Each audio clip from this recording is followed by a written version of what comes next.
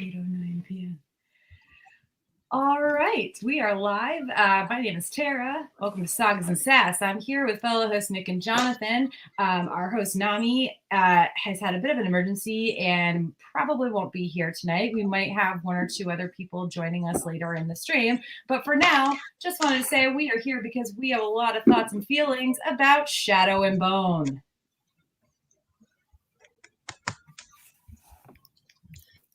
This is Season 1, Episode 17, covering Season 1 of Netflix's Shadow and Bone, based on the Grishaverse trilogy and the Six of Crows duology. If you're watching live, join us in the chat, or after the fact, follow us on Facebook, Instagram, and Twitter at Sagas and Sass to continue the conversation. And just a reminder, the views expressed in this show are those of the hosts and as individuals, and do not necessarily represent the show as a whole. Okay, so we don't usually do this, but spoiler warning, this webcast covers all of Season 1 of Shadow and Bone, so if you haven't seen the entire season, listen no further.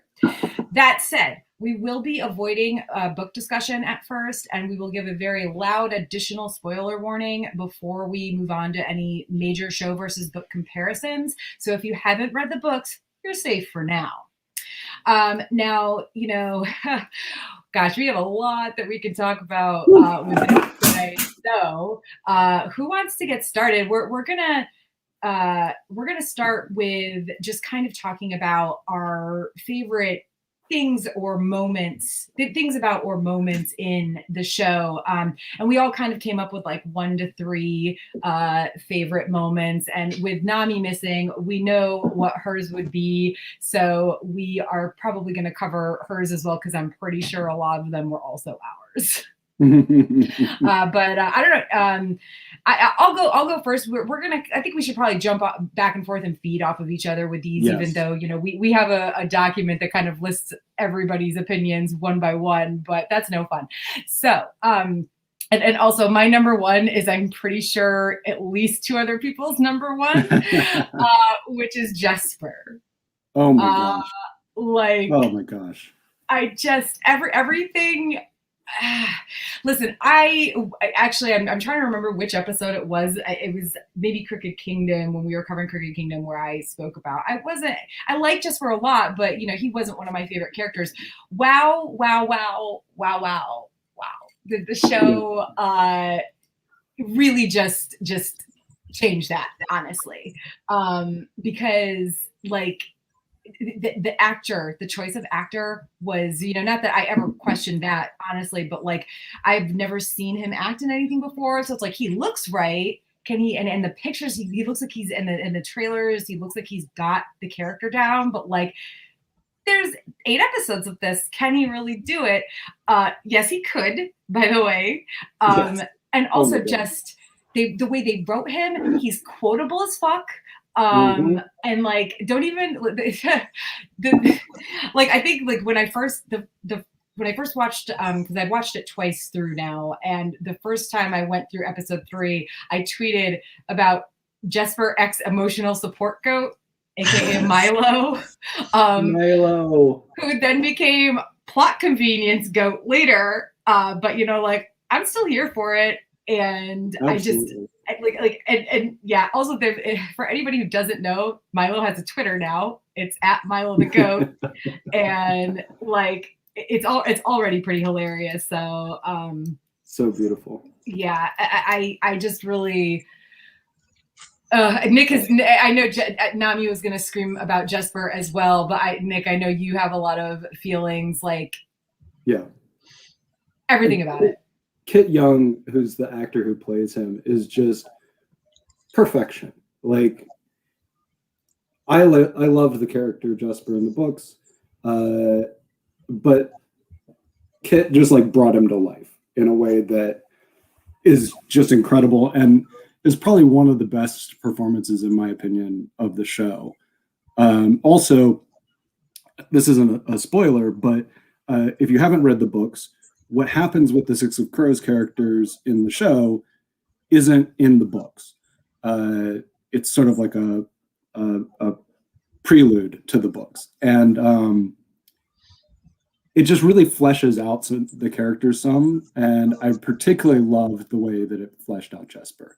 It just really gave him moments to shine, and he just has this, I don't know, like he just embodies the role in a way that is just so like chef's kiss, like mwah. I love it. It's perfect. Thank you. More of that, please.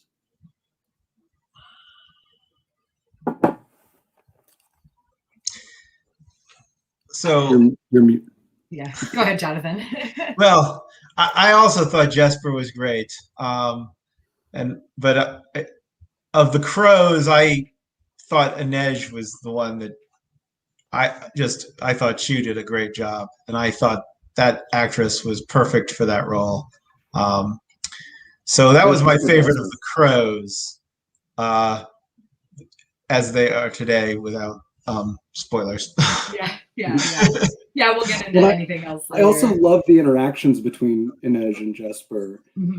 I feel like it really builds that relationship some, and you know they're friends in the books, but you really get that sense of friendship and camaraderie from the ways that the actors portray them, and I really appreciated that. Yeah, and agreed. Like, listen, I loved all three of them. Like, if I had to pick one that I loved the least, it would probably be Kaz, and only because he felt a little bit too soft spoken for me. But like definitely see that. Yeah, like the actor, his facial expressions, his look, it wasn't that he did a bad job in the role. He did a great job, but yeah, I do wish he hadn't been quite so soft spoken. It just felt he didn't feel quite as harsh as I would have liked him. So now that we're discussing Kaz, actually I also thought he was the weakest, but part of it is the way he played that role was so similar to how, and I don't know who the actor is, but the actor who is playing Alfred Pennyworth in the show Pennyworth. It's like you could have just swapped them and they could have been exactly the same character. And that bugged me because it's like, this isn't Pennyworth. He's not supposed to be Alfred Pennyworth. And I've just been watching this other show, and it was like their mannerisms, their cadences were very similar, and it bothered that just bothered me, and it's not what I expected. Sure. Yeah. And I don't want to get too much into like things we might not have loved totally, but like I just feel like the crows themselves as a whole were really well done. And like, even with that minor complaint about Kaz being a little soft spoken, the casting was great for all of them. And that was kind of one of the other things that was one of my favorite things or moments was just their little mini heists throughout. Like it's easy to talk about this type of stuff without mentioning anything from the books, like, because a lot of it was just like, just seeing them in a realm where like we never thought we would get to see them, and the way that and I think I can't remember if it was Nami or Nick that wanted to. I think it was you, Nick. The way you can go on because you were mentioning the way they melded their backstories and everything into the season. Yeah. Well, I touched on it a little bit because, like I said, this is all happening before the books. So the way that they really like pretty seamlessly, I felt, told those stories alongside the stories of Shadow and Bone, and then integrated it into the books where these characters aren't in the Shadow and Bone trilogy.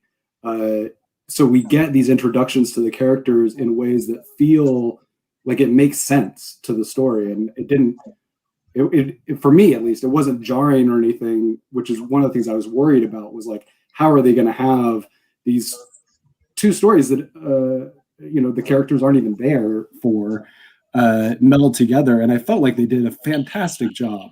I really, really appreciated it. And there were some just really wonderful moments across the board. With the characters from Shadow and Bone, with the Six of Crows, and then vice versa, which I really applaud, and has to come down to Lee being pretty significantly involved in the series, and to work to make sure that those characters are handled well, in that it hasn't been written yet.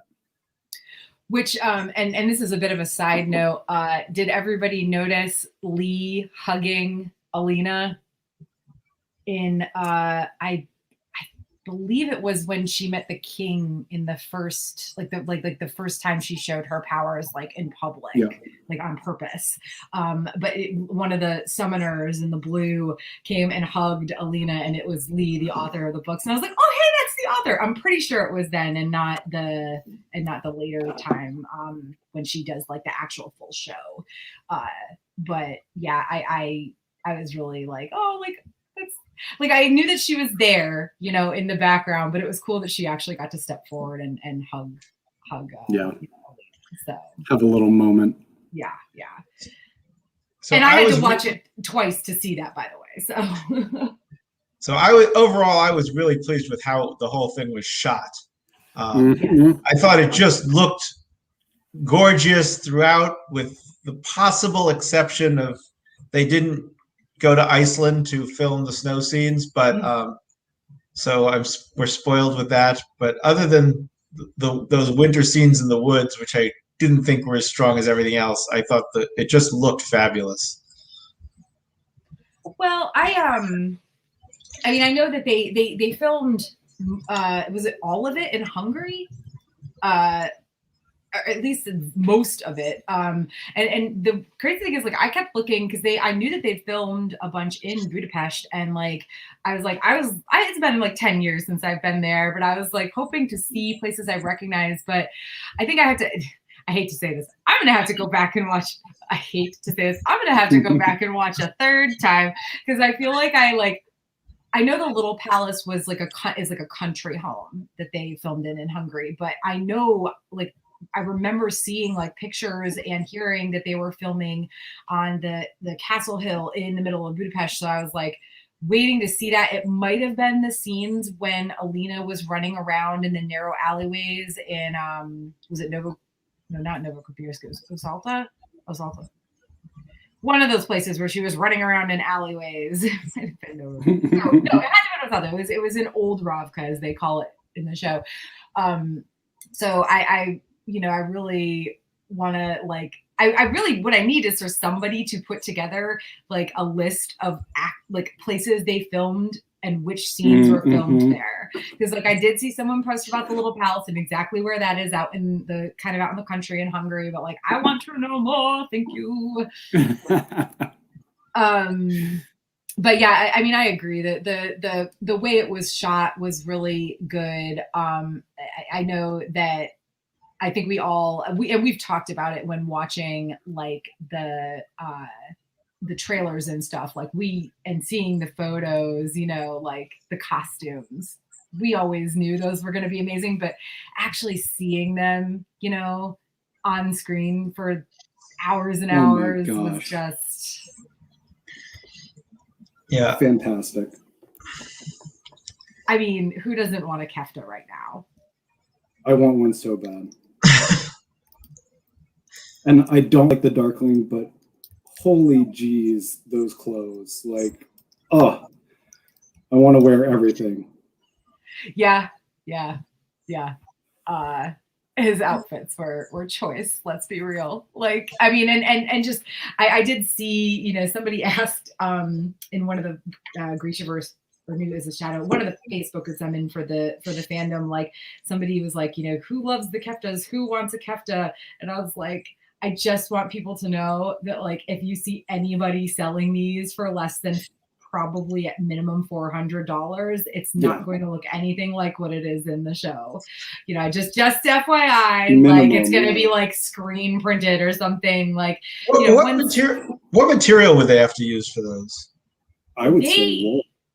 Some of them look like wool. Some of them look like silk, like actual. Yeah, that's what I was thinking was like silk. actual silk. Oh, you mean not sad. Like the stiffer silk. Yes, yeah, the stuff that they used in Game of Thrones a lot.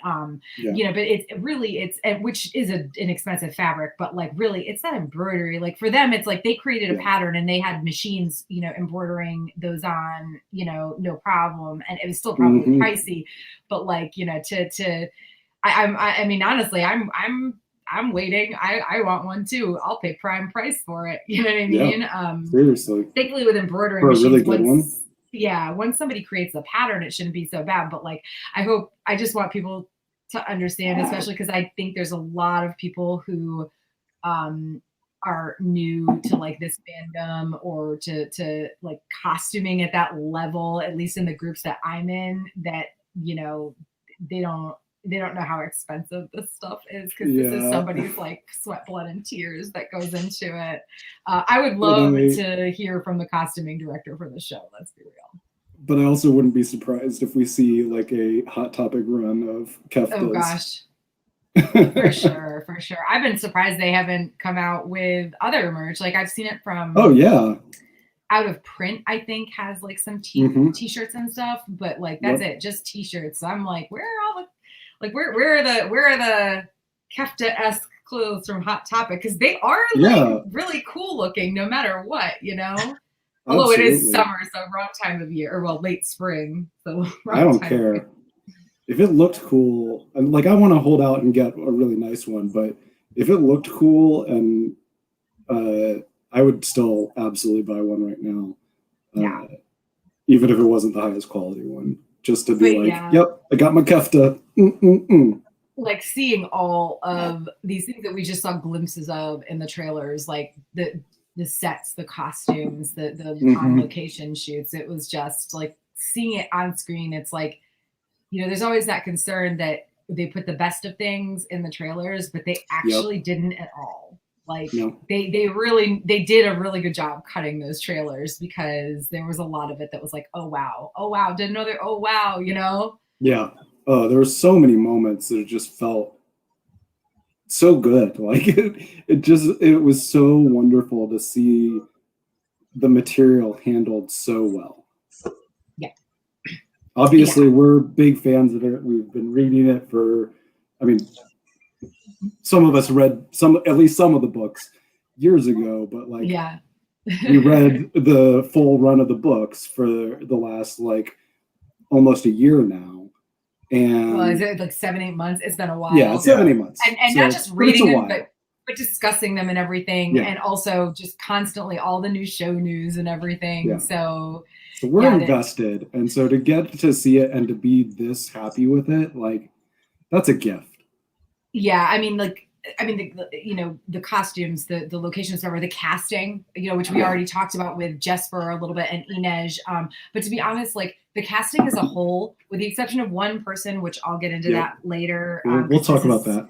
This is more of a it's a lot more of a book comparison thing. I think we could probably talk about it without totally spoiling, but still better safe than sorry. I think so.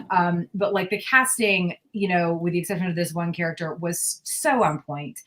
Zero gripes about any of the main characters, at least, and like the writing and directing, same. You know, I because there's always they could cast everybody and they could look great, but maybe the writing isn't great, or the writing is great and the person, you know they could do it well, but like the directing, you know, it can mess things up, but I don't think it did in any of these cases.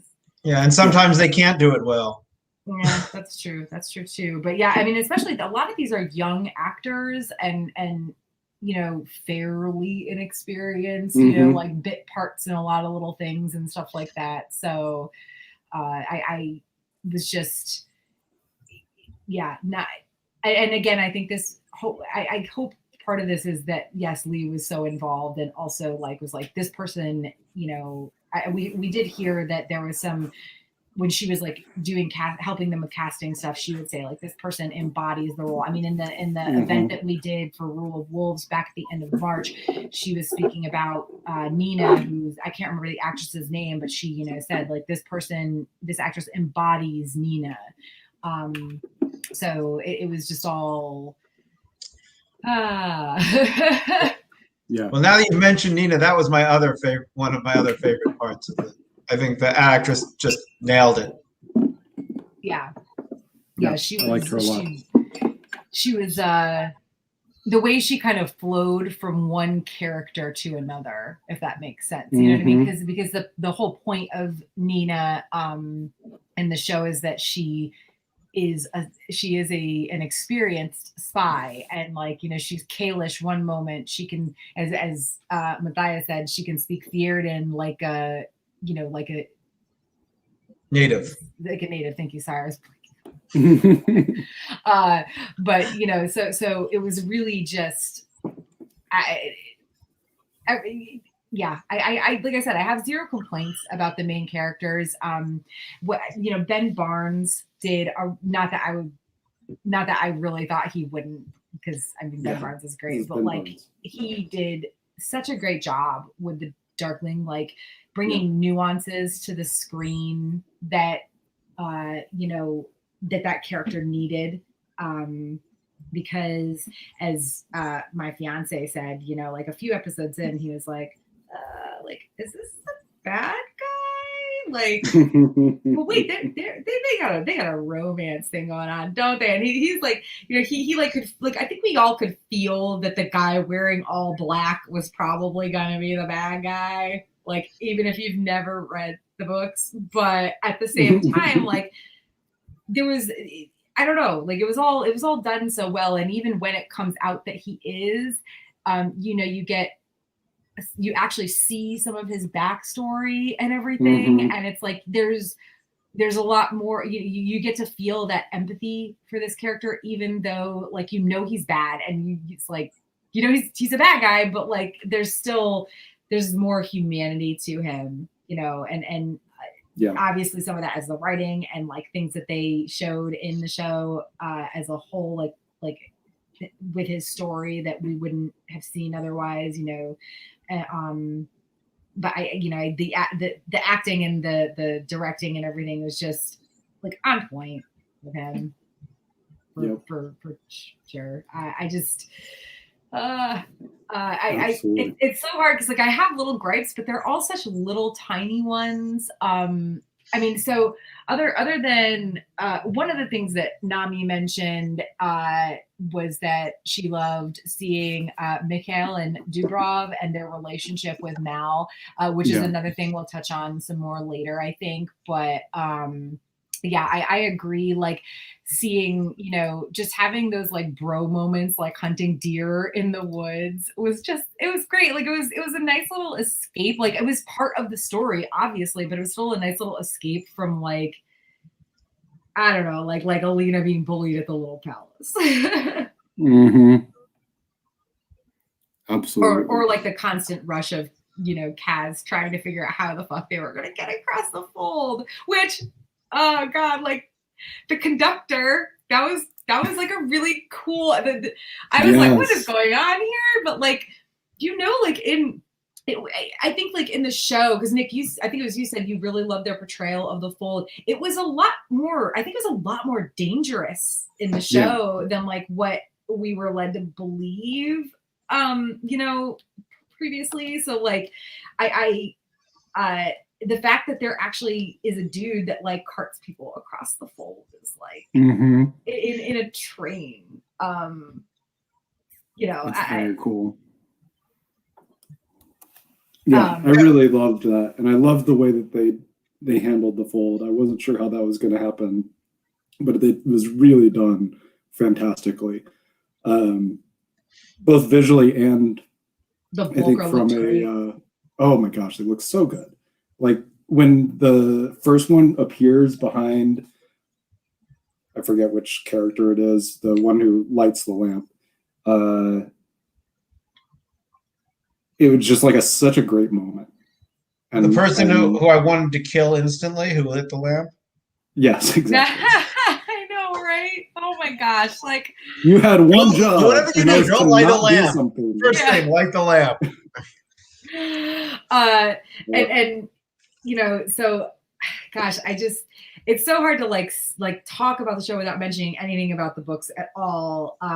But you know, let's see, we've talked about our, the characters that were, cast really well and did a really good job. The costuming, obviously. Was there anything else great we want to talk about before we move on to some things we didn't necessarily love? I mean, we'll be here all night if we talk about all the things that I loved. That's true. One thing I do want to quickly mention is I love the goth off between Kaz and the Darkling. Yeah. Every scene that one of them was in, I was like, ooh, who's going to be darker this time? Who's going to be gother this time? And then when they have that moment in the alleyway, it was just like, oh, I love it. It's perfect. I mean, I will also say, when I first started, my notes for covering this show on this webcast, I was going episode by episode, and I realized very quickly that this would get completely out of hand. Yeah. We'd be here for a day. Yeah. Okay, so, some things that, and I don't I don't want to even say things we dislike necessarily, but least favorite or not favorite things, or little gripes, non-positive WTF moments. Yeah. Well, I was not as positive on the Crows storyline as Nick. I guess. I thought it was great fan service, but I didn't think it helped the plot of this story significantly. I didn't think it changed anything. So it can't change anything. What? It can't change anything. Well, I mean, it can. You can go what I describe as the Dexter route versus the route of Harry Potter and Game of Thrones, at least the first 4 seasons, where you just totally deviate. But to me, and now this gets into my second problem with having the Crows in here so soon, is I think it took away from the secondary characters' development. And that we didn't get enough of those secondary characters like we did in the first book. That's, I'm curious who you felt like. Yeah, can you say which ones without? Well, I felt Jenya and Zoya got short shrift. I mean, I feel like Zoya didn't really have much more character development in the book than she did in the show. Yeah, I don't want to get too deep into that. We shouldn't get too deep into I think that I agree with you a little bit on Jenya though. Yes, I agree on Jenya. I do agree with that. Just because even if you've never read the books and you're watching this show, she does not seem, I have to imagine she doesn't seem like a very important character. She doesn't, her friendship with Alina was not portrayed the best, and I think some of that was because of time constraints. At the end, when you see that she is a traitor to Alina, at least essentially, it just feels kind of okay, so she was just the girl who did her makeup. Yeah. And led her around some. I actually felt like Nina's relationship with Nadia and Marie was better portrayed, if that's if we're talking about friendships between Alina and the other Grisha, their friendship was portrayed better, and you saw more of it than any sort of a relationship with her and Genya, where she would actually feel as betrayed as she appeared to be toward in episode 7 or whatever it was. And I also felt that because of that extra time invested in the Crows, the political backstory was also an understanding, if you're trying to think about the whole world as a whole, wasn't built out enough for the first season. And I'm not sure how I would have done that, to be honest, but I just think that that's what some of the stuff they lost. I mean, if you're only going to have 8 episodes, you could have gone to 10 and then done some of that. But one of my complaints is that I felt like if you hadn't read the books, obviously for this one, the first Shadow and Bone book, it would be a lot harder to jump into it. They don't really talk, other than that there is a war. They don't really talk a whole lot about the different factions. Right. They don't really get that much into the different Grisha orders or anything like that, which admittedly they also didn't get deeply into in the books until a couple books in.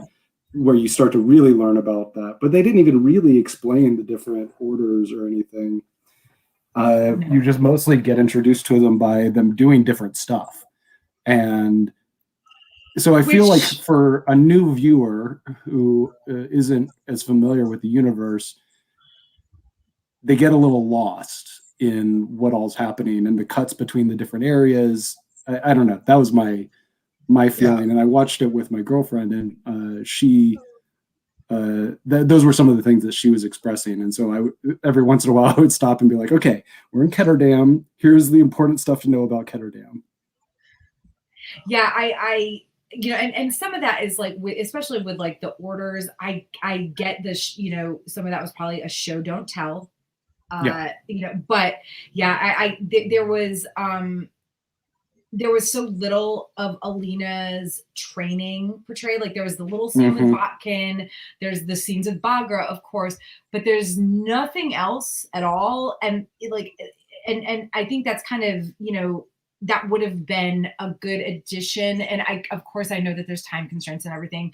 Maybe there's deleted scenes, but yeah, I think that some more like training, even if it's just montages where you see a little bit more from each, because like a scene with the tide makers working at the lake or something like that, and I'm hoping it was just, time constraints and not that we're never going to get, more explanation. But yeah, I do agree that what they added did kind of subtract a little bit from the world building for people who haven't read the books. I've had several people ask me if they need to read the books before they watch the show. And I said, after watching it through twice, I don't believe you need to, but if you haven't read them, you need to pay you can't be watching or you can't be like doing other things while you're watching this. It's like Game of Thrones. If you'd never read the Song of Ice and Fire before watching that show,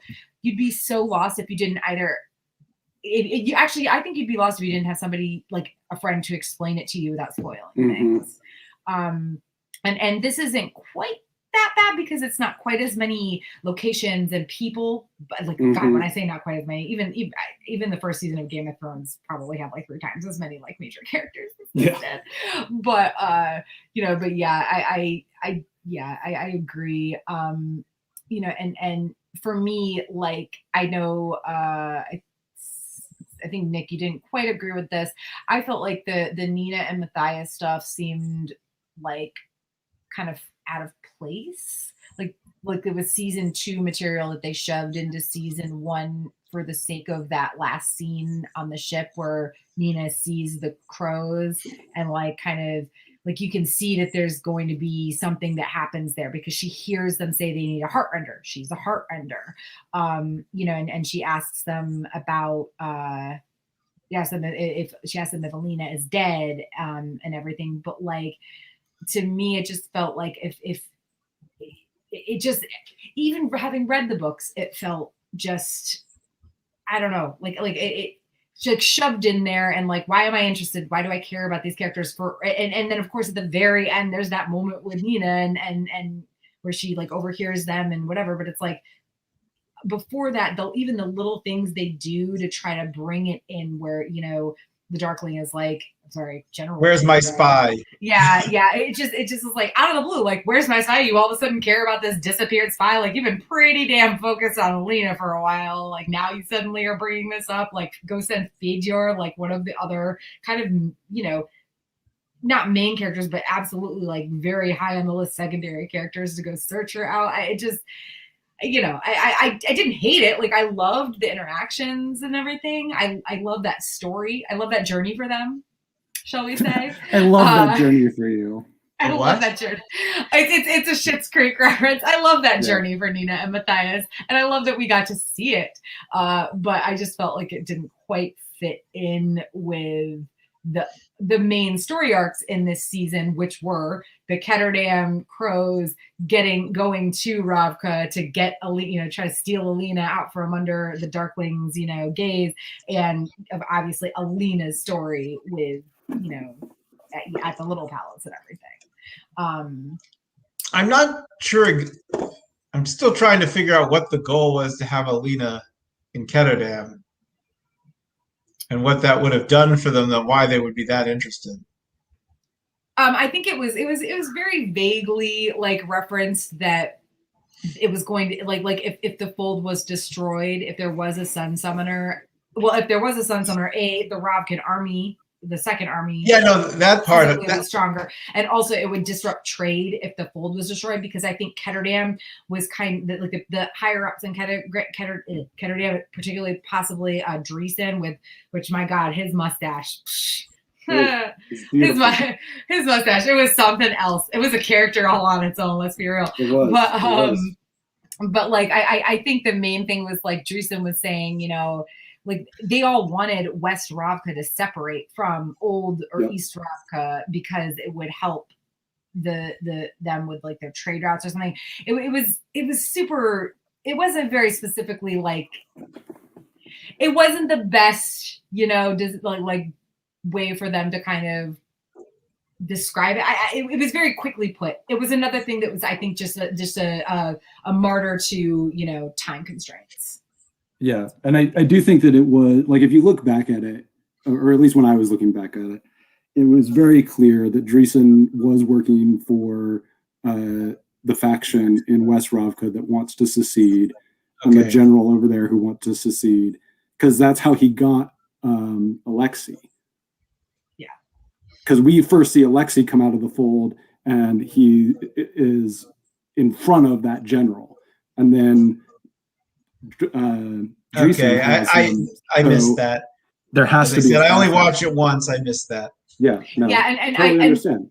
And I think that's another thing about like how well are you able to pay attention when you're watching this show. And Jonathan, I'm sure there's a ton you picked up on because you've read the books that people who haven't read them. Oh yeah. So like some of them are spoilers though, so I can't talk about. Yeah, not yet, not yet. The other thing that I just really wanted to get out of the way talking about, and I know Nami doesn't quite agree, but I think Nami's reasons for not agreeing are the reasons I give for why I like am kind of okay with it, which is maybe whatever. The collar. That collar, I didn't ever want to have to see Alina's neck. I literally missed the fact, like I had to talk to Nami because she mentioned it in a chat with me, or maybe in our document. I had to talk with her one-on-one because I missed the fact that after she pops the Darklings, oh my God, and I saw this reference, I think it was in a Facebook group. They called it the Darklings like Sun Summoner button. Ugh. And I just about died. Like I was like, oh my God, I hate it so much. But also, thank you for this reference, whoever you are. But like when she popped the Sun Summoner button out of the Darkling's hand, I missed that the collar like retracted into her neck, because like after that she wears a cloak up around her neck still the entire time. So it's literally, if you're not paying attention in that exact moment, you don't know that you never have to look at that again. And I was like. So I noticed it disappeared. Okay, well, I'm glad you did.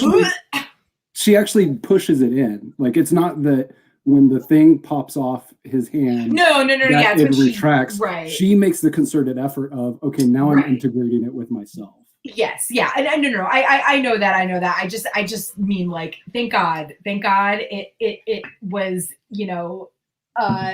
just taken in. And I never had to look at it again, hopefully, because like I listen, I don't know why that bothered me so much. I don't generally like gore doesn't really bother me, like torture stuff does. And I think maybe it looked and felt to me like torture. Like that looks like it hurts. It's like poking at her collarbone. It's not like sunk all the way in. It's like poking. Oh my God, I can't even talk about it. It's like giving me the willies. Oh.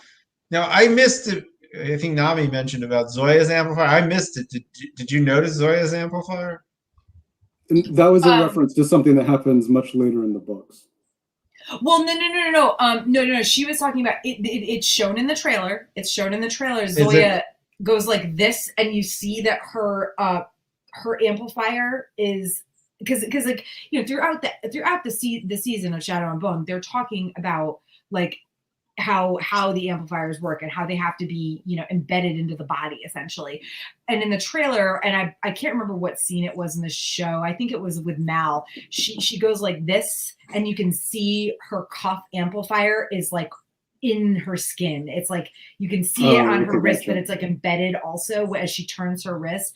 So it was, you know, it was a reflection, or it was a continuity thing, you know, that Alina's antler collar was like embedded into her neck, but also ew. And I'm just really glad that she, you know, that she magicked it into herself, and I never have to see it again, at least, you know, whatever, for a while, maybe, I don't know, but you shouldn't have to see it again. Yeah. Hopefully, I just going later for spoilers, I just thought of something very rude and wrong. You can hold on to that. Push that down the list. So you know, and without I think kind of the rest of my gripes and also my favorite things involve like some very specific book versus show discussion. Do you guys have anything else that you wanted to talk about before we kind of go into like actual comparisons? So I do want to circle back to the Nina Matthias thing, because as you touched on, and we maybe touched on it a little bit, I actually thought they did a pretty good job with that. Now, I didn't like that it was kind of completely separate, like they go off completely separately from the rest of the plot. And as you mentioned, and rightly so, they kind of just get those like little mentions throughout most of the first season that draws you back. But for a lot of it, you're like, oh right, we're over here with these characters. But I think it gives a really good way of seeing their backstory.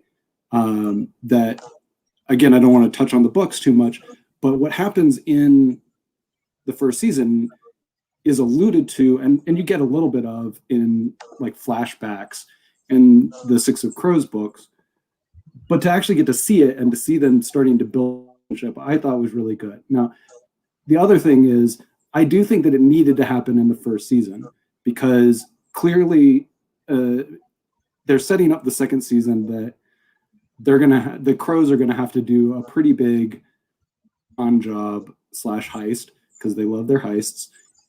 In season 2, they need a heart render. This is how Nina gets introduced into the Six of Crows. And so you had to have her at that dock at the end of the season. And we got to see that journey in a way that integrates her backstory with Matthias. And I felt like that was, as a book reader, I loved seeing that. I loved getting that. And I love where that then takes us for the upcoming seasons, so that by the time that we get to the actual events of Six of Crows, what's happening in the Six of Crows makes total sense. And so while I think in season 1, I totally get the concerns, I totally get the separateness, all of those things, I think it's going to pay off, and I think it's going to be really good, and I'm hopeful. Do you think they're going to actually do the Six of Crows book simultaneously with the next 2 books in the? I think we'll get there. I don't know if it'll happen next season. So next season, obviously, we're going to get Storm and Siege, right? Yeah. Storm the second book. Siege and Storm. Storm. And I don't think we will hit the Six of Crows, first book of Six of Crows yet. I don't know if Six of Crows will happen, kind of consecutively with Ruin and Rising or not. Obviously, we'll find all that out later. But Lee has said, like, she plans to get to, like, her hope is that we will get to all of the content from the Grishaverse. It just depends on how well the show does and whether there's enough demand for it. Now, based on what we're seeing, I think we're absolutely going to get that. And that's fantastic. And I'm super, super excited for it, because there's so much great stuff that's going to happen. Yeah, I mean, I believe. But I think it's going to be a while before we actually get to see the content that happens in the first Six of Crows book. I believe it's going to be. I mean, it's been number 1 on Netflix in almost all European countries and the U.S. since it was released. I heard some very strong rumors, we'll just put it that way, that they had already greenlit season 2 before the season, like not even just before the season aired, but like a month before the season aired. I think they're doing a marketing ploy here where they're like, they're going to wait until it starts, until the viewership, just like they did with Bridgerton. They're going to wait until the viewership starts dying off. And then they'll be like, oh, by the way, season 2 has been greenlit. And that's going to bump viewership again because people know there's going to be more. Because Netflix does have a bad habit of canceling things really randomly and weirdly. And I think Netflix has learned a lesson with that. Like I was hearing, I was pretty sure I'd seen an actual straight up article that one of their shows, it was that Fate Winx Saga show, was canceled. And then they were like, wait, no, they literally the show's viewership died down to nothing. And they were like, wait, no, it's actually renewed. So, So on that note, I think it's about time that we move on to some book and show comparisons. So thank you to everybody who has joined us so far, whether you're watching this live or listening to it later, watching it later or listening to it as a podcast. At this time, we will be moving on to some more specific comparisons between Netflix's Shadow and Bone and Leigh Bardugo's Grishaverse novels. So please note that from this time on, you're at stop. Yeah, you're at about the 45 minute, 50 second minimum. Oh my God, 45 minute, 50 second mark or so. From this time on, there will absolutely be spoilers for the Grisha trilogy. That's Shadow and Bone, Siege and Storm, and Ruin and Rising, and Six of Crows duology, which is Six of Crows and Crooked Kingdom. And there are also likely to be spoilers for the Nikolai duology, which is King of Scars and Rule of Wolves as well. So listen at your own risk. Pause for a few seconds to breathe. Just take it in, take a sip of water. Okay, guys. My God, this is really difficult. It's been really difficult to do this for 45 minutes without saying a single thing. And I know, but honestly, I was talking to Nami earlier, and my biggest thing was I'm hearkening back to the Game of Thrones panels at DragonCon, where people would literally pitch a fit if you even mentioned the books. Okay, this was different from the books, and people would be like, throw up their hands, storm out of the room. Fights were, I mean, not physical fights, but there was drama. There was a lot of drama. So big spoiler warning. And on that note, just oh my gosh, favorite and not favorite things. So okay, I want to go back to some of the things we talked about earlier. One of them was one of Nami's favorite things, and also one of my favorite things that I didn't list because Nami had already listed it, and also because it's hard to talk about this without spoiling the book. But Mikhail and Dubrov and their relationship with Mao. So in the books, they're kind of jerks. They're straight up jerks. They harass Selena. They're horrible people. And they just made them these just kind of good dudes, man. They're like, oh Mal, this is your friend. This is cute. They're not harassing her. They're they're teasing him. Yeah, they're teasing a little bit, but they're not But they're teasing him. Yeah. Okay. Yes. Exactly. They're teasing him and his description of her, not Alina. Because they don't know her, which I guess in the books they do.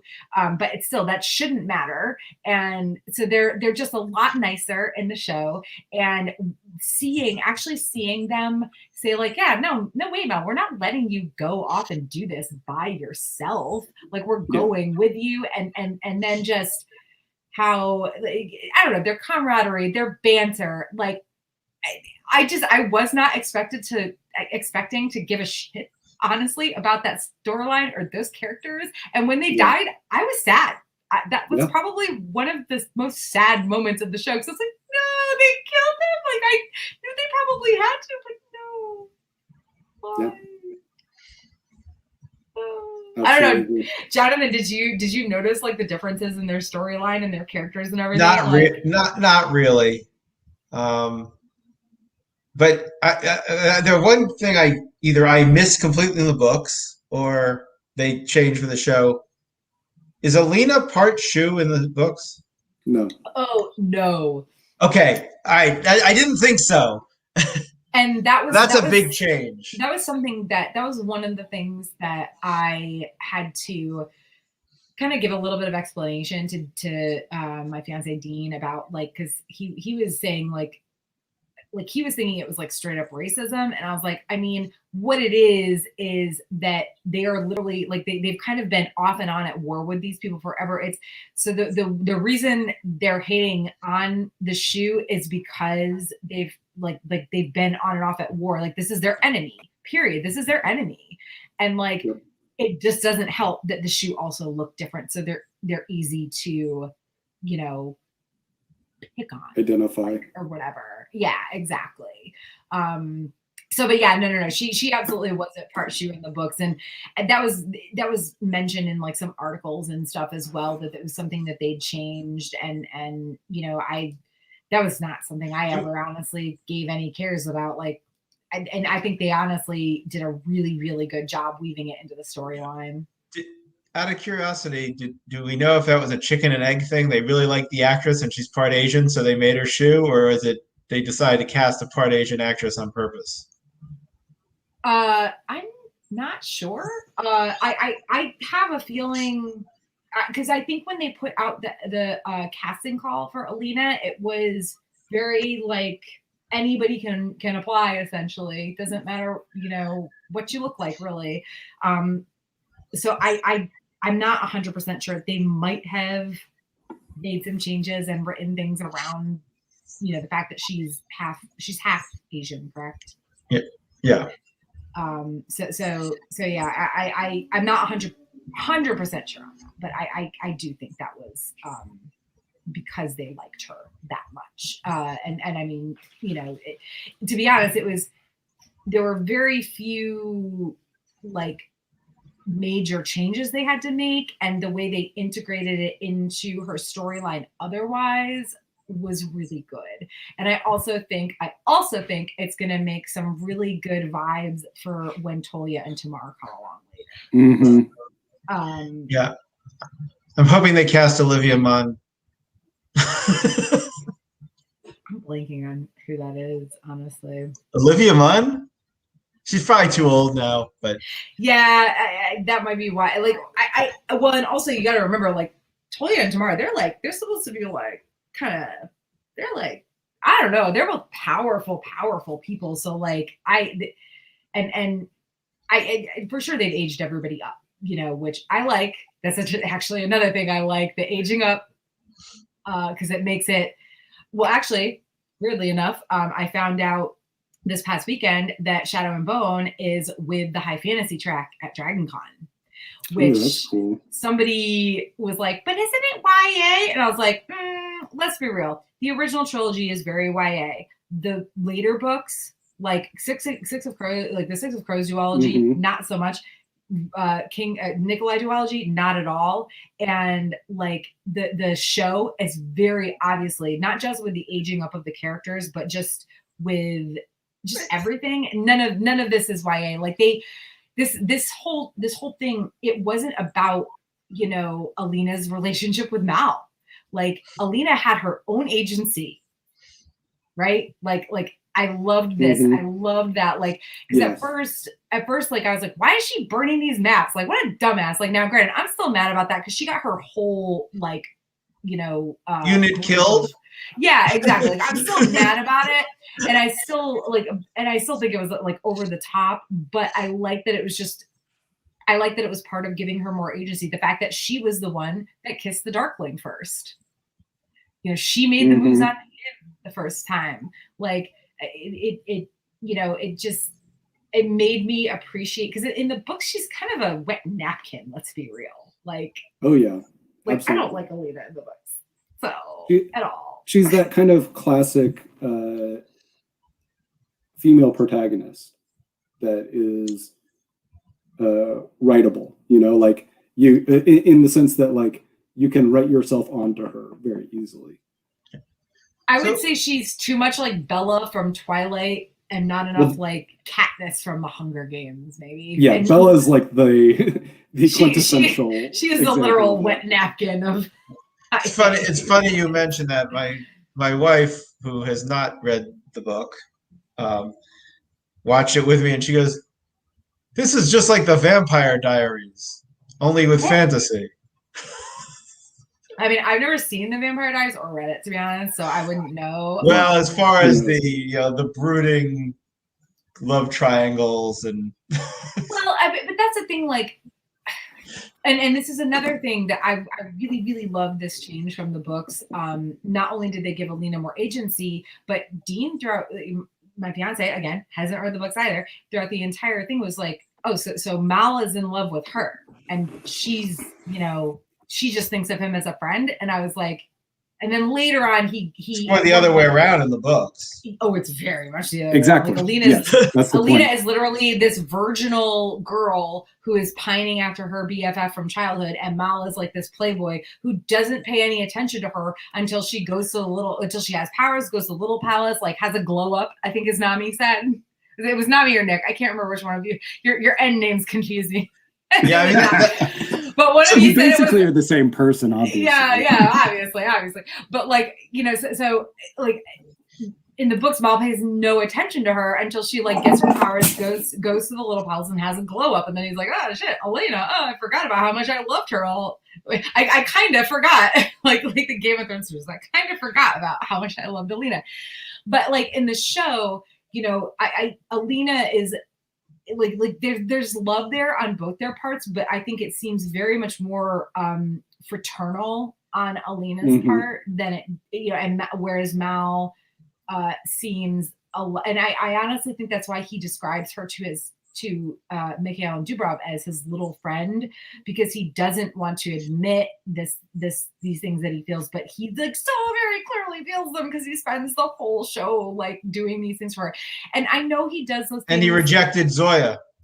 Yes, that's a big change. And to be honest, I think a good one. And I still think it's hilarious that Zoya like played it like he didn't, because like in the books it's like, oh man, come on, like it either way Zoya is being a bitch, but like in the books it's like now like Alina for the rest of her life has to like know that like the love of her life like hooked up with this amazingly gorgeous Grisha, like and in the show it's not that Mal isn't attracted to Zoya or anything. I think it's less like I think it's less even necessarily that he has some sort of attachment to like his like I think it's less that he has an attachment to his relationship with Alina and more that he's just like nah, like I'm just not that type of dude. I'm not gonna just hook up with some random chick like the night before I cross the fold or whatever. Like and I don't know. He's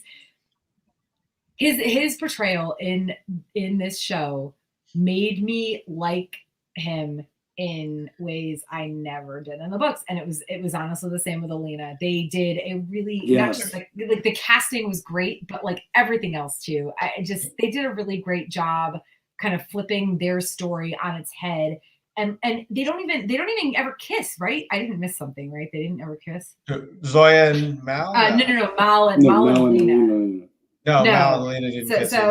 So they've never like in the books they do right before they see the stag, and so like at this point like they're still what the show is getting this right. They're giving us a slow burn. You know what I mean? Like, and they're giving us a slow burn because if they didn't, we'd be left with this nonsense from the books. And honestly, this is like one of my biggest gripes with the books, that like you've got Alina pining after Mal only realizing he wants her after the fact, and then they kiss, and then like the whole next book is like Mal just being angry with her because Grisha and she's having visions of the dark. It's very like I feel like there's so much potential for them to show this relationship in a far better light. And knowing how involved Lee was with the show, I feel like what she is doing is saying like, if I could go back and change it, this is the way I would write it. Absolutely agree. I think that's 1000% what's happening. And, she's even said that one of the things that she wanted to do is go back and fix some of the diversity issues that the earlier books had. And I think they're absolutely doing that. And I think that's so wonderful to see because, when I think we've all written stuff like you go back, you read something you wrote 10 years ago, and you're like, ooh, yikes. And so being able to go back and like make some of those changes and be able to say like, this is how I want it to be, that's fantastic. And kudos to her for taking that initiative. She didn't have to do that. Well, and also, I mean, like, lucky that she's being yes, she's being given that chance, you know, because you can't undo like a huge portion of novels that you've already published. I mean, I guess you could, but you know, then there's going to be this whole like, well, which one is canon? It's easier to be like, this is show canon, this is book canon. So show canon, Mal is actually a really good guy, and I like him. Yeah. I like him. I would hang out with him, and I don't even usually like guys. I didn't hate the book canon version, so. And I also do think though how realistic. I mean, hate is a strong word. I mean, how many, whatever, 17 to 19-year-old males would turn down Zoya the night you're about to die? I don't think many. Well, but he's not that young in the show either. That's the thing. See, I think they are. I just think, I mean, I still perceive them as being. Oh God, 18. I hope not. I hope not, because my whole thing about the Darkling and Elite, like not hating, and don't get me wrong, I am not a Darkling person, and I never will be. But how old were they supposed to be in the show? Like 16, right? In the books they're. I'm sorry, in the big books like 16. Yeah, in the books they're like 15, 16, 17. Right, and I think here they're like 18 or 19. I don't think they're aged up that much. I think they're supposed to be in their 20s. I for sure think they're supposed, because like especially if you look at some of the characters, like some of the secondary characters who are. I'm talking about Fedor and Ivan, like they, like in the books they're still also supposed to be like late teens, maybe 20, maybe, but like in the show, give me a look at Fedor and Ivan, there's absolutely no way those dudes aren't in their late 20s, and yep. You know, Alina and Ivan looks like he's even older than that. 40. yeah, exactly. So I think they're aged up. I would hazard a guess that at the very least their early 20s. What my hope is that, you know, Alina's actress Jessie May Ling, she's 25. My hope is that that's what they're trying to portray Alina as, because to be honest, she doesn't really look younger than that.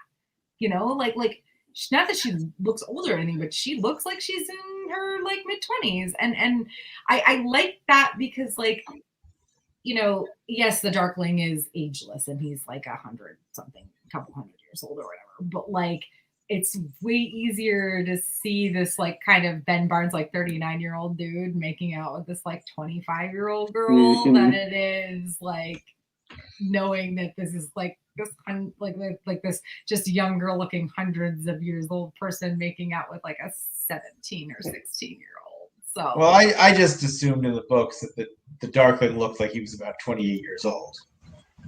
Well, yeah, even if he looked like he was 28 years old, if she's supposed to be like 14, then that's still not okay. It's still bad, I know. It's still very like Edward Cullen and Bella's line. But like I definitely, you know, I definitely think all of the characters are aged up quite a bit, and I think that's good. And well, I mean, Nina absolutely has to be aged up quite a bit, because she you know, she in the books she's like still a child. She's sent to Varanzin. Right. Yeah, she was like 12. Yeah, and but in the show she's already an adult. And already, so I think that's actually what we need to focus on is Nina. She's probably the best idea of how much they're aged up, because she is not just because also in Six of Crows, you know, she was captured by the Juskela when she was like. She was still too young. She insisted on going on that mission. No, this is a Nina who has been sent out and has been doing her own thing for presumably, let's say, at least a year. So like I would say Nina is in her early 20s at least. So based on that, I would say everybody else is. Well, I mean, I just, you know, back in 150 years ago, people people were more mature at a younger age than we are today.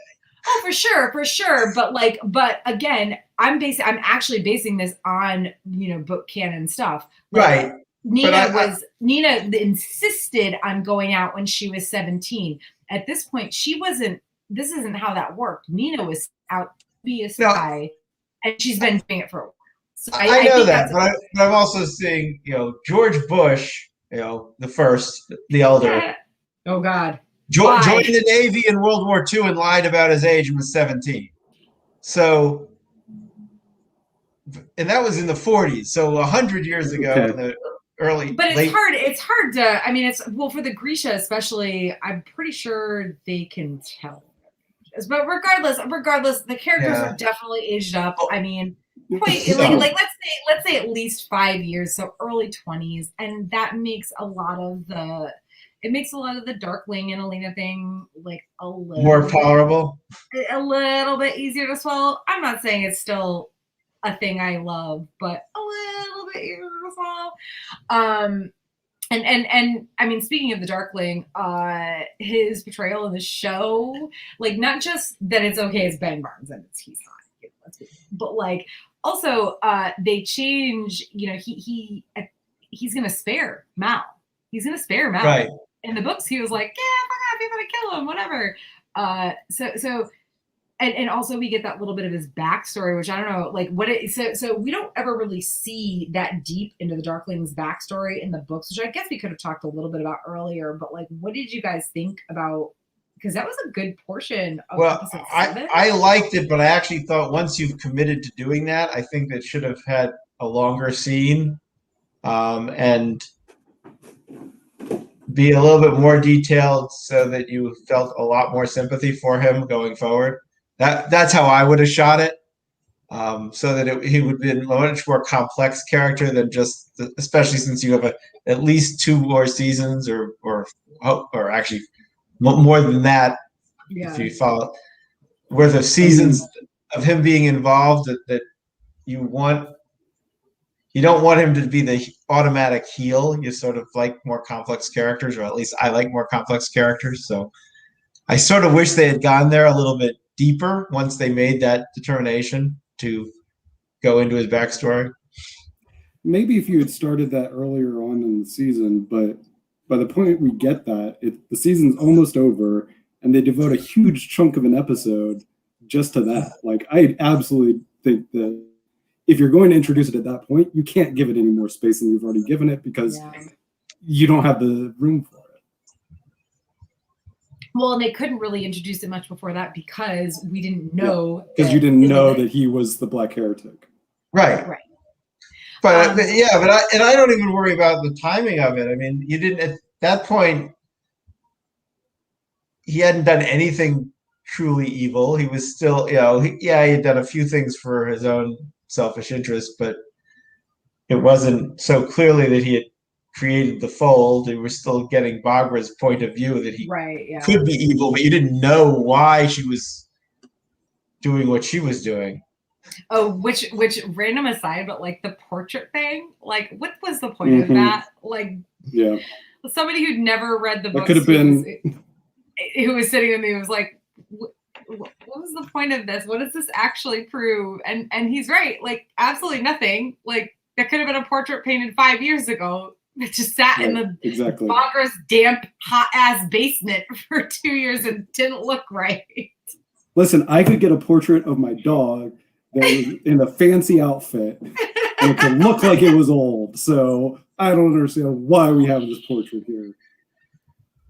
It was a weird inclusion and wasted 20 seconds of time that could have been spent doing other things. But I mean, I agree. Like, we don't even we hear that. And I mean, in the books, it's the same way. Like Bagra's like, he's bad. And even Alina's like, wait, what?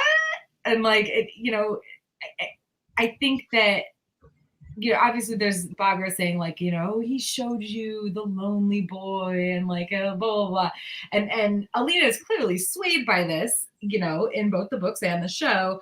But oh my God, wait. Side note, as we're talking about plot convenience, because we're going to talk about plot convenience a little bit more maybe later, but Alina climbing the trunk of the carriage that the crows are stealing. Like, we could have talked about this earlier, I think, but at the same time, it was like, so in the books, obviously, the crows aren't there. None of this is happening. And like, but in the show, they end up being so instrumental to like her, like getting out in every way that it's like, you almost can't see how else it could have happened.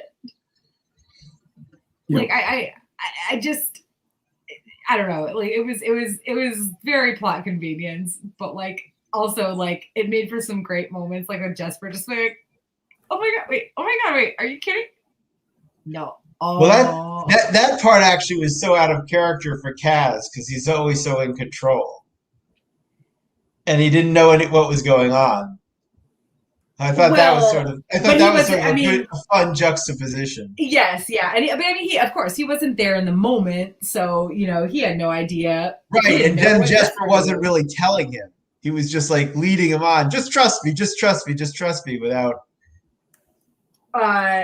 I know this is kind of like a you know, moving on a little bit, but like because I mentioned that they are so instrumental in Alina getting out of the little palace and also getting across the fold in a way, they when Alina gave Inej her knife, that was probably, it was one of the few times that I was like, like, because like I don't believe in the Sancta Alina thing, and neither do most other people. Alina doesn't even believe in the Sancta Alina thing, but like Inej really does, and like you can see like that, and the actress did that so beautifully. Like when she accepts the dagger, like the look on her face is just this like she, you know, that dagger is never leaving her possession. Like she was gonna do everything that she can to keep that dagger. And I really hope that in future seasons they continue with like they have that sort of plot continuance where Inej is like, no, that is Sancta Alina. Like, because she lost a lot of daggers in this season, like a lot of daggers. Like Alina's like, oh, I'm sorry you lost your dagger. I couldn't keep it. But like, how many daggers did Inej leave behind? Because it was a lot. Like, Inej from Six of Crows would not have left those daggers behind. Maybe that's something we'll get to see in future seasons, is her growing attachment to her daggers. Yeah, I mean, she clearly had an attachment here because, like, there's, you know, a couple of times, like, Kaz makes comments about, you know, go get your knives or whatever. But, like, I guess it wasn't quite as, you know, important now as it might be later. I found it interesting though that she never killed, yet she's carrying all these knives. Oh yeah, that thing was so weird. That was. I mean, not just that she's carrying the knives, but like, I know we've all been back and forth in the comments, like in our notes about this, but like, yeah. I mean, I don't know, Jonathan. Go ahead and say what you want to say, because like I mean, I know I agree with you. Yeah, no, I mean, it's sort of preposterous. I mean, here's a woman who carries 9 knives with her and lives essentially as a spy/agent for the mob, and I can't imagine and apparently knows how to use them. The idea that she had never killed anyone seems preposterous to me. Yeah, I think the thing that bothered me about it was that she is sent on that mission by Helene, and she's like, I can't kill this guy, and she asked Jesper to do it for her, and Jesper had it right. He's like, well, what's the difference between you doing it and you asking me to do it? And then like later she just is killing with abandon, and I understand that these are her friends that she's protecting, but it just feels very like, I even bother with the she doesn't want to kill. Like, why bother? Well, it also seemed out of character based on how they wrote her in the books. Yeah. In the books. Well, I will say I didn't like the whole she doesn't kill thing, because it seemed arbitrary. But I will say the reason she killed the first time is specifically to save Kaz's life. Yeah, that's true. And I do think the actress does a great job of, on her face, she doesn't really even say anything, but on her face showing how conflicted she is about the fact that she just did that, but she knew that if she didn't do that in that moment, that Kaz was going to die. Yeah, no, I agree with that. And I probably wouldn't have fit this. Well, I still would have, I think, because of again how many knives she's carrying. If she had one knife, that's a different issue. But I mean, she's so good with those. I mean, you know, she does even later after she's already killed, she does like get that the Inferni. Is she an Inferni? I can't even remember her name. Polya. Yeah, I mean the only other thing that could explain her skill with knives is if she's a chef on the side. But. Iron Chef. But this isn't leverage. But what? Like she, you know, she almost killed, or she gets her knife in, whatever her name is, and she's like, I'm gonna leave this in. Don't pull it out until there's a healer, right? Yep. And so like even then she's like she knows trying not to kill. Yeah, she knows she's got her on the ground. She's already killed before, but she doesn't want to do it again. But then the girl like uses like slurs at her and is like, I'm gonna find and kill like everyone you love. And you're just like, oh well. Oh my god, wait, also, hold on. Side note, Jesper with the bullet and like shooting the guy in the chest in the same place. Because he knows. He's like, he knows now the technology. Dean was complaining about the technology being all over the place, and I was like, you don't understand. Like, so like we've got like these countries that like they're all at war constantly, and so like some of them are more technologically advanced, and they're not only are they not sharing their technology with the other countries, this isn't like the Industrial Revolution where you couldn't keep it secret. You know what I mean? Like they can keep it secret because they're killing everybody, or like not, like, or like they're at war. I mean, how long was it that we had, you know, atomic bombs before like Russia did, you know? And that was really not long enough. Well, but I mean, like just in the grand scheme of things, it's like I know the technology is all over the place, but like also I don't know that the fact that Jesper like knew like I'll just shoot him in the same spot over and over again, and eventually that one spot he won't die still, but it will be so compromised that he will be knocked out, which also like brings back so again, Dean has not read the books, but like literally in episode 3, the conductor in the train, when Jesper like closes his eyes and you see the whole like intricacies of his gun and how it works, and he shoots and he gets the Volcra, and Dean was like, oh, so he's Grisha too. And I was like, oh, fuck. Well, I felt that way with both him and Mal. I think they did. I think if you've never read the books and maybe aren't someone who worked in film for like 10 years, it would be harder to pick up on those little intricacies with Jesper. With Mal, I think, I mean, first of all, Mal isn't Grisha. He's not. But the Amplifier. Yeah, the constant thing of him like touching Alina. Although in the first episode, in the book, she's saving him when she lets off that light. In the show, she's saving herself. Yep. That's no. She in the books, she saves him. He's the one that is, and she's the one being lifted off by the broker, and she's like, bam. In the show, he's dying, you know, he's already been attacked, or he's very, very badly injured, but she goes to like try to see to him, and she gets picked up by the Volcra, and it's not until she is being dragged away from him that she lets off her power. But wasn't she touching him when? Oh yeah, she's still touching him, but my point is, in the books, she uses her power unknowingly for the first time to save Mal. In the show, she uses it to save herself. Yep. Like that is a huge difference. It doesn't. It maybe not. It may not seem like it, but it is. What I don't remember in the show, and if I'm not mistaken, she was touching him when the light went off.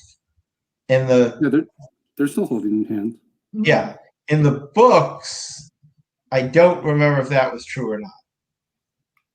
I honestly don't either. It's been so long since it's been 7 or 8 months since we all read. What? You haven't Shadow memorized Bone. every line in the books yet? But I think that doesn't necessarily matter that much. Like it doesn't matter that much that whether in the books if she wasn't touching him, I think that's more of a inconsistency on Lee's part. Mhm.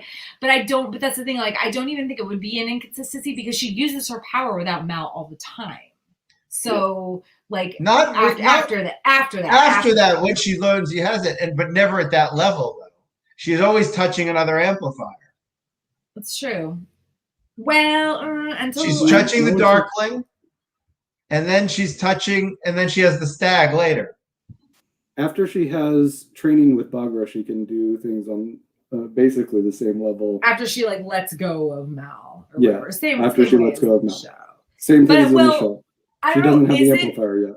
Is it the same way as because like here's the thing, like that I don't think it matters so much that she's touching Mal in that first instance, like in the books. I think it matters that she is like the connection. Yeah, she is saving him.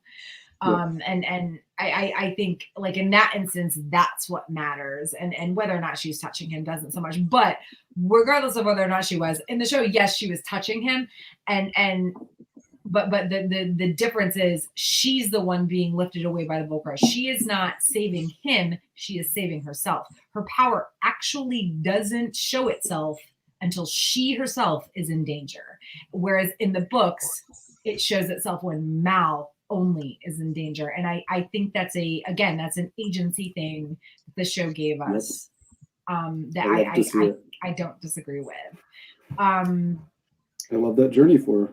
I do, right? So speaking of I love that journey for people. What I don't love is this journey. I literally wore my You David Schitt's Creek shirt because so beautiful. You David in the show. Like, listen, like my God, I love the idea of like casting. Like I wanted to love the casting of him. I was like, okay, this guy's super attractive, like probably way too attractive. Let's be real. We were talking about this before we aired, but like I pictured like Chidi from The Good Place as David. Really anxious.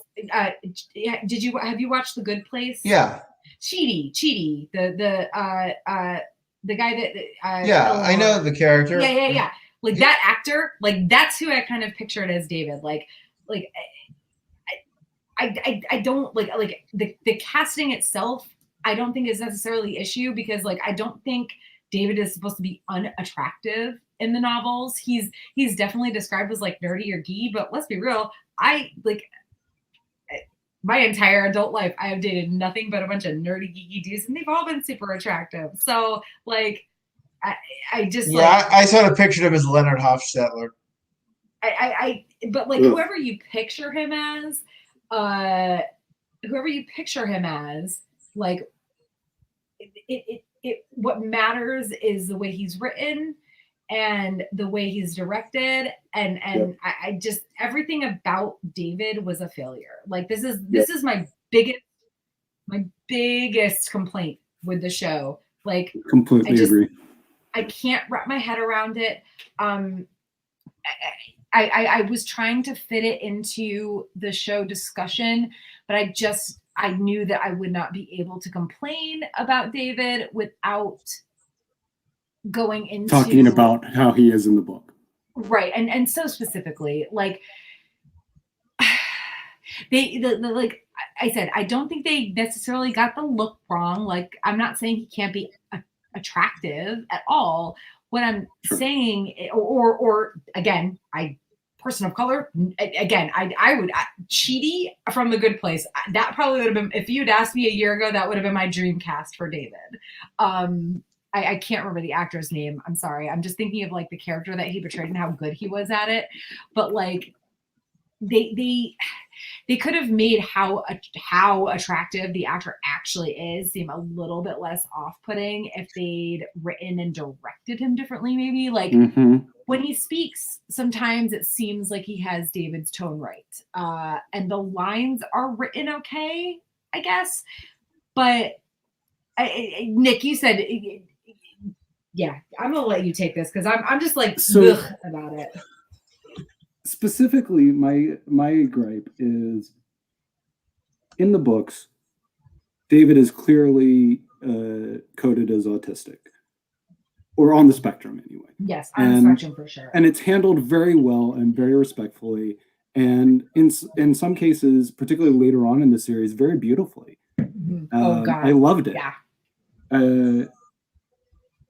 What I saw in the TV show was a caricature of autism. I walk into the room and I'm extremely awkward and I can't do anything and I can barely function. And that's not representation. And that's what's so upsetting about it, is we should be getting representation and authentic representation specifically. And instead we get this caricature. Like, he had a few moments where I was like, oh, that's kind of fun, or oh, I can see that as David. But for the most part, when he walked on screen, I was upset. And it took me immediately out of everything else because he was just so awkward, and it felt like it didn't even feel like a caricature. It felt like a early 2000s caricature of autism. Like, that's how bad it was to me. I think that like the biggest issue with it for me was like, if you've never read the books and you don't know who David is, then there's like, you don't know what you're seeing. You think you're seeing a guy who's into a girl and things are a little bit awkward because she's, I don't know, Jenya, and she's super beautiful, and he's David, and he's also super fucking beautiful. Like, I don't know, like it seems it's odd. I think it would be odd to people who haven't even read the books. But like, if you've read the books, it's like, what is going on here? Like, I don't. It's just a very, I don't know. And listen, like, David is.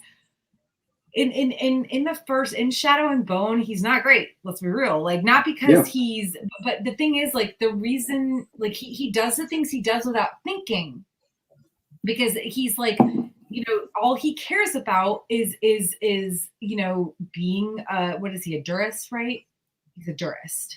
Yeah. He creates things from physical things, and so he created the fact they were like, oh well, David created Jenya. God, it's like he created the blue light that we use. Well, okay.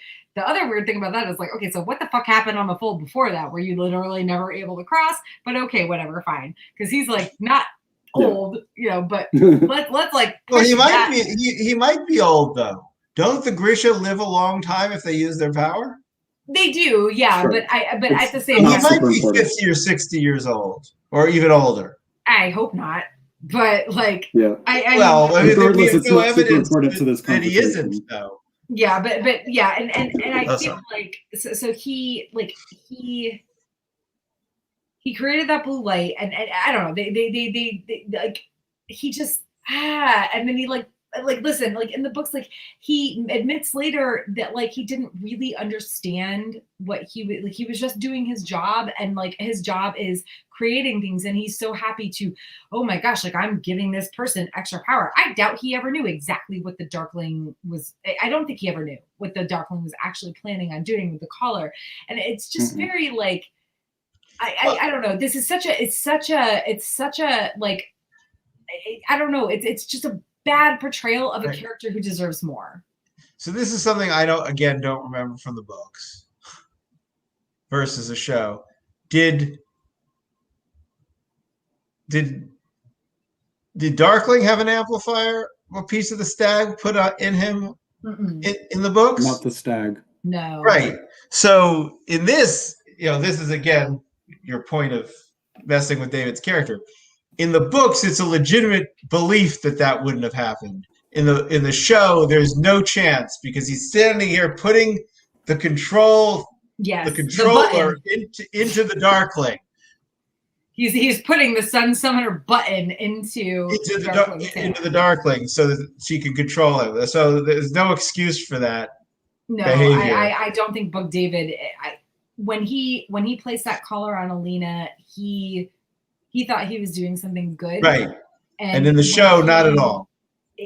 I suppose that and I guess I suppose that the Darkling could have fooled him in the show about the button thing too, but like I keep calling it a button. But we don't see that. Exactly, but we don't see that, and also like we don't see that because of the way he is portrayed. Like even the way, you know, like you said it, Nick, and I don't know if I said it already tonight, but like I definitely put it in our notes, like the things like his moments with Genya and whatever, Genya. I'm just gonna call her Genya. I don't care. His moments with Genya are like, it's just too sexy. Like everything is too like, he's like, this isn't like a nerdy guy who doesn't realize or this isn't a guy who is not attuned to, you know, the feelings and interests of other people. Okay, it's not. Which is how autism works. Like they are very attuned into themselves and not necessarily attuned into the instincts and feelings of other people. And like, it's just, it's maddening. It's maddening because like it's one moment it's like, oh, like he looks all like unsure of himself. But like, why the fuck is this dude who looks like this unsure of himself? We don't know because they don't show it properly. Yeah. And I just they like don't give us that story. No, and not only did they, and I get again, like with time constraints, they couldn't necessarily give us the story, but this is where show don't tell comes into play. Yeah. Like there's the things that David does in the books that are like very clearly like he's just so obsessed with his work. And it's like in that first meeting where he comes in to bring the gloves, there's like moments where it feels like, okay, they're gonna get this right. And then they just throw all of that like out the door. And it's like, ha ha ha. It's just funny that he threw a book at Kaz later. Yeah. You know, like I just, none of it is good. Or when he does his little like, yeah, I have something to say. Yeah, and it's just not like, oh, this angered me so much, especially, and this is okay for anybody listening. Sorry, but like, hashtag Rule of Wolves spoilers right now. So if you haven't read Rule of Wolves, just stop listening at this moment. Yeah, like, this is your cutoff point for that. Like Nick mentioned the you know, the fact that there's so many beautiful moments later in the books, and they are very much in King of Scars and Rule of Wolves. Like yeah, there's other things before that, but really King of Scars and Rule of Wolves, like even though he's still at this point really a tertiary character, I mean I think he's supposed to be secondary, but we don't get much from him. Like he is just the notes that Genya, you know, leaves him on how to like praise her, and like he tries so hard, and then when they get married and he is just like, I know, listen, oh God, and he's just like, you know, Genya, you are beautiful and unbreakable and perfect, and like then he dies right after that, and I'm just thinking, I'm like watching this show and thinking like, how the fuck are they ever gonna get us to that point with David? Like they can show us a romance, but it's never gonna be the beauty of the two of them, but particularly David, you know, like growing, like doing, like he loves her and she loves him so much, and he is, you know, he can't give her exactly everything that she wants of his own accord, but he's willing to learn, you know, and I just, they can't give us that with what they gave us with this season. Like I loved so much about this show. Even my other gripes were like so stupid minor things, like the Nina and Matthias stuff. It's like, throw it out the window. Like I get how it ended up in the end. The collar, like I totally understand like that, like us having to see that sort of body horror stuff, like, you know, like it gives us that view of how deep this power needs to go, and how just like it really pressed home the collar, and to be honest, in the way the book never did. Thank God thank God she like actually merged it with herself entirely in the end, because like I could not have looked at that for several seasons, but like it really drove home the sacrifice that is made to have an amplifier and to be that powerful. So I respect the idea, just didn't want to keep looking at it. But like, this is just one thing that I can't get behind you, David, in this show. I can't. Yep, I agree completely. I can't. So, all right, that's my biggest gripe. Everything else I have to say about like show and book comparisons are like, you know, okay. Other thing, not enough Jesper bi energy. Is he just gay in the show? I feel like it's very vague. I know we've talked about it. There's the comment that he makes to Inej when she has to go to see Helene at the menagerie, and he's like, "Do you want me to come with you?" And like at first viewing, I thought he was just, especially because his immediate thing was like, "Oh, I'm just backing you." I was like, "Wait, is he like? Is that supposed to be like she worries that he's hitting on her?" But then later, the second viewing, I realized like, no, like he's just saying like, "I'm not gonna go hook up with anybody." But all these like, you know, all these houses in Ketterdam, they have both boys and girls, so you know, and we only ever see him hooking up with dudes, and he very, very obviously flirts with guys, like very obviously. So I'm just like, I'm very worried that they're putting him like I want this bi representation. God damn it. Yeah. Like, give me Jesper's bi energy. I love the gay representation, but I am upset about the bi erasure. Yes. And we need more LGBTQIA representation across the board. But one area that we don't get enough of is bi representation. And canonically, Jesper is bi. And so I do think that it was a mistake to not make that explicit in the show. And maybe they will. Maybe in second season they will. But they haven't yet, right? Yeah, that's true. Yes. That's true. I mean, but again, the first season.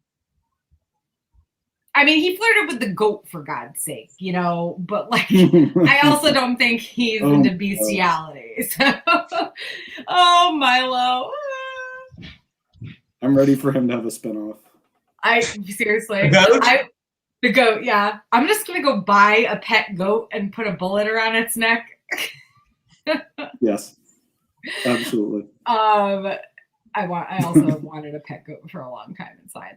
My family has a farm and they used to have goats, and yeah, I miss those days.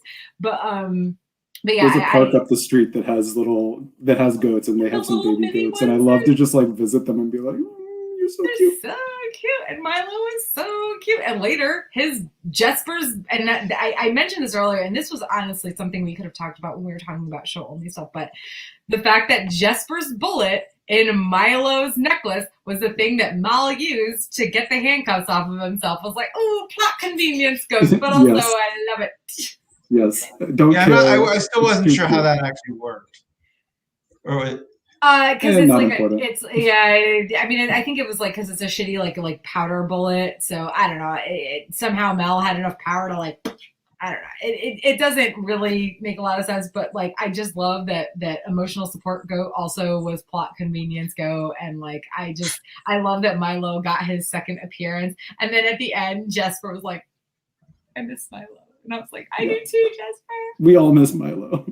Like, I don't know whoever made the decision for this goat to be a thing was like the smartest person ever, because it is probably the thing I've most attached myself to from this series. But yeah, like oh gosh, I don't know, so much, like not enough Jesper bi energy. Like Nick said, I'm hoping that we get some more inklings of that in season 2. But other than that, like I mentioned, I've already said, like both Mal and the Darkling were written better and portrayed and directed well. Like I don't know, anything else like that you guys just really liked about the show that were like links to the books or even changes from the books? Nothing significant. Yeah, I can't think of any significance. I mean, there's yet to be any of the great scenes in the book that they chose not to use that upset me, like there are with some other series where I'm like waiting for 2 or 3 seasons for a specific scene to be on TV or in the movies, and they chose not to use it. So that hasn't happened to me yet. So I'm sure it will at some point if the series goes long enough, because it's inevitable with any sort of adaptation. But God, I mean, I hope not. Like, they're on, well, God, Game of Thrones is on such a good track too. But the difference between Game of Thrones and this is that the text is already written. But even Game of Thrones, where the text was written, there were like 3 or 4 things that I was absolutely looking forward to seeing that they chose not to go there, and they did either they didn't have the budget for it in some cases, which I understand, or they determined the actor wasn't good enough to do it, which is possible in some cases. For whatever reasons, they just chose to not use those scenes. And, that disappointed me. Now I understand it. You have to make trade-offs in a narrative of that magnitude. And, like one of my favorite scenes that I was waiting for was Jaime and Jenna Lannister, and it never happened in the series, right? Yeah, and I mean, like, that's the thing, though. Like, Game of Thrones has the Song of Ice and Fire has such a huge cast of characters that was never going to happen in the show. The good thing about this that I think we talked about it, especially in Shadow and Bone, is like it feels like we're seeing the same like 5 people over and over again. You know what I mean? And that's the thing, though. Like, and we mentioned Zoya earlier. Zoya actually, like, we get none of her backstory until King of Scars, but we actually got her backstory in this season. We know that she has family in Novokopirsk, and that she goes on she volunteers to do the skiffs so that she can visit them, her aunt particularly. And we already see how, I mean, she's upset with the situation as soon as Ivan is like, we're gonna stop because we want an audience. She's like, wait, what? And then when everything happens, she is just immediately like enraged. Like, so we're already getting character growth, to be honest, that Zoya deserved earlier in the series, because like even they're doing. And I think that was one of the notes that I made like after the fact, was like, listen, they are setting this show up to continue long enough to cover the Nikolai duology. Yeah. So with her backstory alone. So this may upset Nami, and I may get now yelled at for this, but the discussion of Zoya passing in the books. Mm-hmm. I must admit, the way they've made her up in the show, she could easily pass. You wouldn't know what ethnicity she was. Well, I mean, she's certainly a person of color, but yes, I mean, I agree. She doesn't look so obviously Sully the way Inej looks Sully, but I also think that's a choice on Zoya's part, is what I kind of gathered in the show, because like she like talk shit about Inej. She's like, she's silly.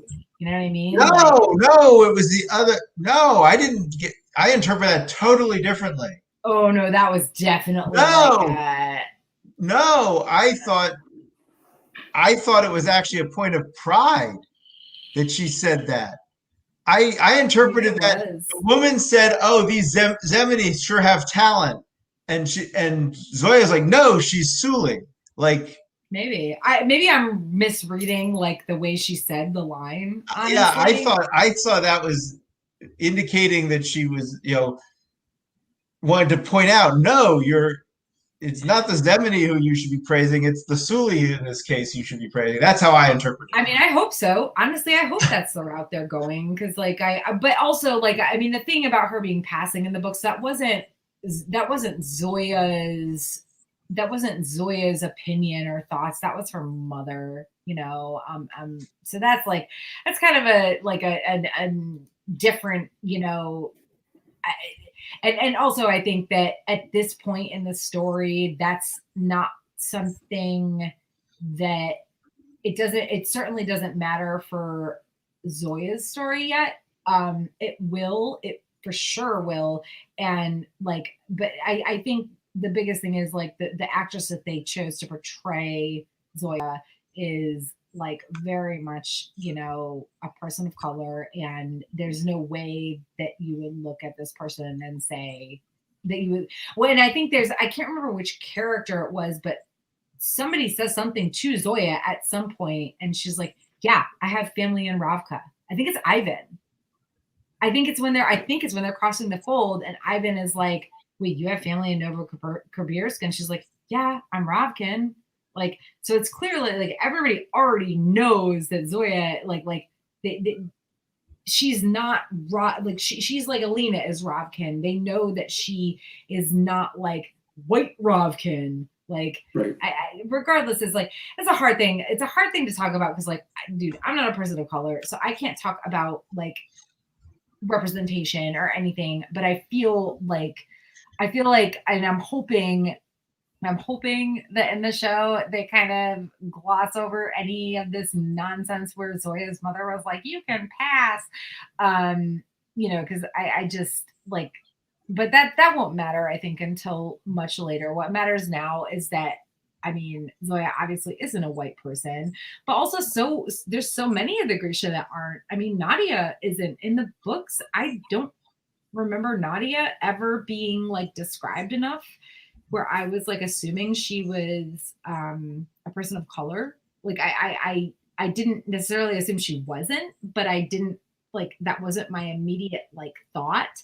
But they cast people in such a way, and also with Nadia, it's whatever. She's there, and I think with Zoya, for the most part, it is too. It's literally just Ivan who's like, wait, you have family in Novosibirsk, but Ivan's also a dick, so I think we can throw away anything that he says. Yep. But yeah, gosh, there's so much good I could say about this, and I just Mel and Zoya not hanging up. Zoya still being a bitch about it. Yep.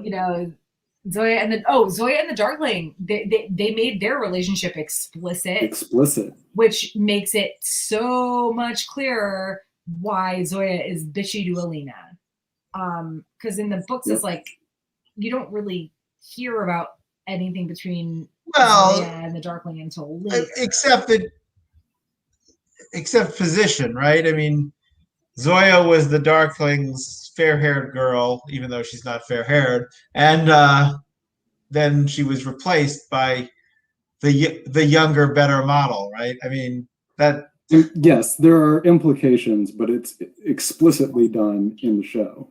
No, but I'm not even talking about the romantic implications. I'm talking about the power dynamic of you're the teacher's pet for all intents and purposes, and this is your favorite student, and he's your mentor, and you're the protege, and all of a sudden you're no longer the protege. They found a better protege for you. Yeah. So I can see either way it still works to me.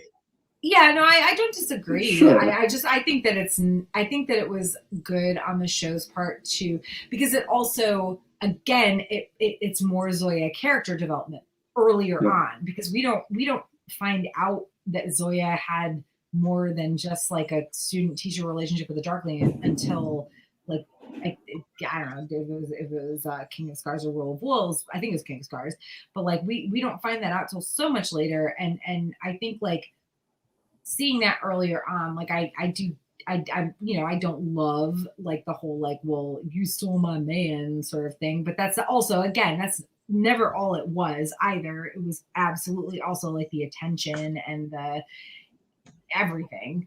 But I think having that in there added to Zoya's character development, and again, that's just another they're absolutely setting this up for a King of Scars conclusion, I hope, is what I'm hoping. Like that we are going to get this show through the end of all of the Grishaverse if it does well. Like, fingers crossed that we don't get a Game of Thrones situation where they're like, rush. Like, we already have the text. People clearly love this show. If they keep it up with the good casting, the good writing, the good directing, the wonderful just like filming of it all, and maybe just except for David. Yeah. I think that and let's be real, they could realize that they did David wrong and fix things in season 2 or later, like fingers crossed. So I don't know, like on that note, like I'm shocked this took less than 2 hours, but I also know it's because poor Nami had a giant allergy attack and isn't with us, because like Nami had so many things she wanted to write about. I might actually bring Nami into like a separate, like maybe this weekend or something, separate like thing. Can edit her in. Just so Nami can rant about all the things that she wants to rant about. There can be a separate 2-hour episode. A separate 2-hour episode. Yeah. Because I want to point out, we're 5 minutes short of 2 hours. Yeah. If Nami had been here, we would have been well over 2 hours. Well, technically, we started 5 minutes late, so we're 10 minutes. Oh, short, but, wow. We're doing it's at least another hour. But, so yeah, I mean, other than just for me, like, I want to say, like, as much as I had some minor gripes about this show, I want to say that I have not seen a book to show adaptation that I thought was done as well since The Expanse. Yep, I think that's a great comparison, and I agree. Like I feel like this was a great adaptation, and they did it in a way where they brought in new content that did not feel separated or alien from the original content. Yeah, even like the Nina and Matthias stuff, it's like, I'm not in love with how it was done, but like I also didn't hate it, like and my biggest worry is like I want new fans to come to this series, and I worry that little things like that might throw people who've never read it off. But I mean, I watched it with somebody who's never read the books, and he was like, I really like this. So, and I'm now gonna be hated, but I liked it. I thought it was solid. It's no Expanse. Well, I think The Expanse is just awesome.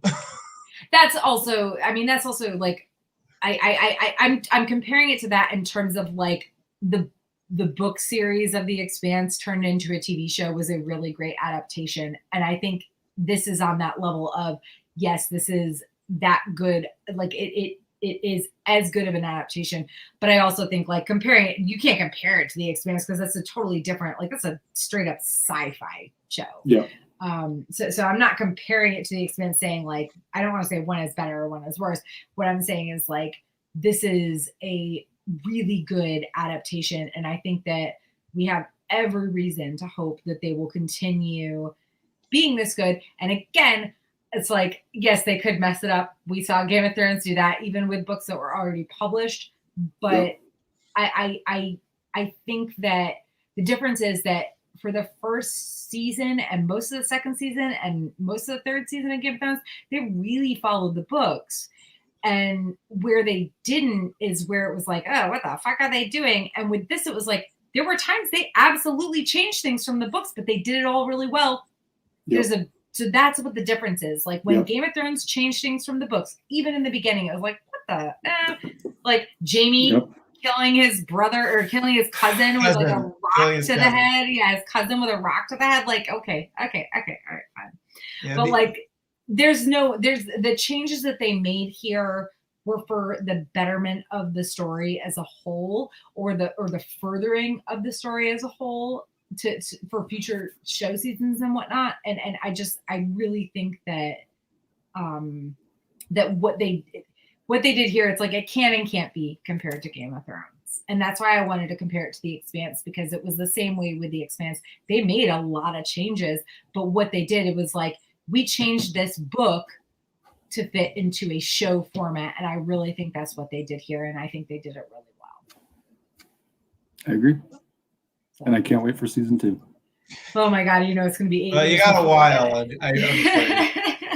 That's sort of the problem with binging. Instead of even having, oh, I have to wait 40 weeks. It's no, you have to wait 51 in 6 days. That's why we that's why we